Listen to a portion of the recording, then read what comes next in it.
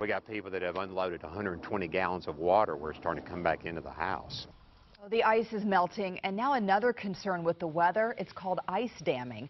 Good evening. I'm Samantha Fisher. And I'm Eric Egan. But first, more school systems, including metro schools, will again be closed tomorrow. And others, like Williamson County, will be opening, but on a delay. Now, you can see those closings along the bottom of your screen, and you can also see them on WKRN.com and the News 2 app. Meantime, the winter storm piled snow and ice on roofs throughout Middle Tennessee, threatening damage to the inside of homes and buildings. Yeah, new at 5. News 2's Lori Mitchell talked to a local roofing expert about what you should do if it happens to you.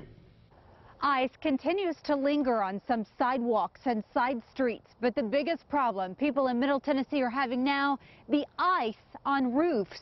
Most people living around here have never even heard of ice dams, but they're being forced to deal with them after last week's winter storm. The initial snow is not a problem, but once it freezes again and it creates an ice dam, the water cannot get off the roof. So it starts backing up the roof and it starts penetrating the roof and it starts going into the house. Water started seeping into this Franklin home Saturday morning. The owner used buckets to catch about 120 gallons of water before calling longtime roofing expert Don Kennedy. Some of the newer homes are a problem because typically you have traditional style houses on your older homes. The newer houses, they have valleys that run into walls. They got to have pans in there. And if the water sits and it starts backing up, that's when you have a problem. Most of your older houses do not have that. Down the street, the weight of the snow and ice ripped off gutters at this home. Pictures sent to us through our iReport 2 network show more problems. And over the weekend, one Franklin woman woke up to find this mess in her bedroom. Our roofer told us to poke some holes in the drywall. So what can you do about ice dams? There's really not anything that you can do right now.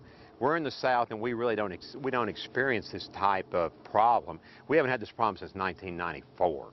So up north they're prepared because they deal with this every year. In the meantime, call a roofing company or contractor and your insurance company. Lori Mitchell, Nashville's News 2. You know, many of you have asked us if your insurance is going to cover this damage. We checked, and it all depends on your insurance policy. And even if ice dams aren't included, water damage probably is.